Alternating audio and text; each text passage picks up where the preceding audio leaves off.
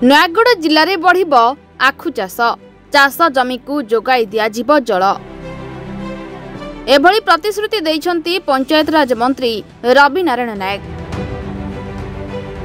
नयागढ़ में पंचायतराज मंत्री रवि नारायण नायक पीएम किसान किस्ती अर्थ प्रदान उत्सव में जोगदे चाषी को उत्साहित करिसेंती।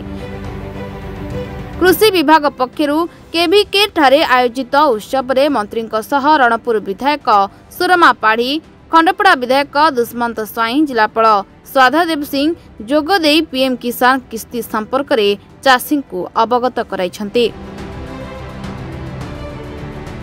तेबे प्रधानमंत्री कृषक सम्मान निधि योजना द्वारा 17तम किस्ती अर्थ योजना रे नयागढ़ जिले में 62,000 चाषी को मध्यरु 800 पाखापाखी चाषी को पीएम किसान सहायता प्रदान कर जाउछि। वर्ष को 3टी किस्ती रे 6,000 टंका प्रदान करा जिवो। ते प्रथम किस्ती रे चाषी का अकाउंट को 2,000 टंका प्रदान करा जाउछि।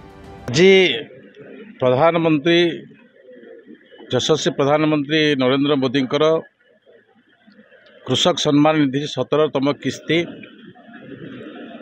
आज नयागढ़ जिलार 62,800 पाखापाखी चाषी को तांकर अर्थ पाई 6,000 वर्ष को पाइबे 3टी किस्ती रे।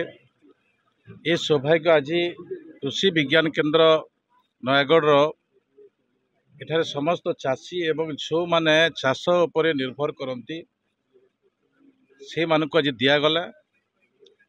यह परवर्ती मुहूर्त में नयागढ़ जिलार भी विभिन्न उन्नतिमूलक काम को भारत सरकार किमिति आग को बढ़ई कृषि सिंचाई योजना से ता भितर अनेक गुड़े पार्ट अच्छी से विषय को आधार करागला एवं उड़ीसा सरकार प्रथम पालीर जो बजेट है प्रथम बजेट रे चाषी मानकर 25 टंका आमर 31 टंका धानर मूल्य 50,000 टंका सुभद्रा योजना रे मां को सहायता एवं प्रभु जगन्नाथंकर चारिद्वार कर्पस फंड 500 कोटी टंका ये समस्त विषय लोकंको अवगत विषय को आनिबार आवश्यकता एवं आगामी दिन में चाषीर किपरि उन्नति हेब से दृष्टि नहीं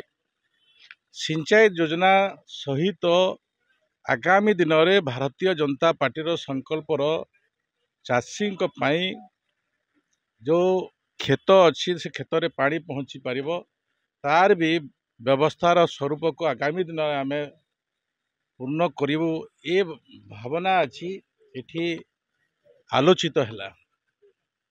तो से दृष्टि नहीं निश्चित भाव में नयागढ़ चाषी आगामी दिन में यशस्वी प्रधानमंत्री तांकर जुगाभिमुखी कृषि कार्यक्रम एवं सहायता ता संगे संगे उड़ीसा सरकार सहायता माध्यम रे ए अंचल चाषी उपकृत हो पारे। देखो नयागढ़ चाषी पुराणा चाषी तांकर जो उत्पादित आखु ओडिशार सबु अंचल को व्यापुला किंतु से आखु कल बंद हो गला तांको पानीर व्यवस्था करागलानी।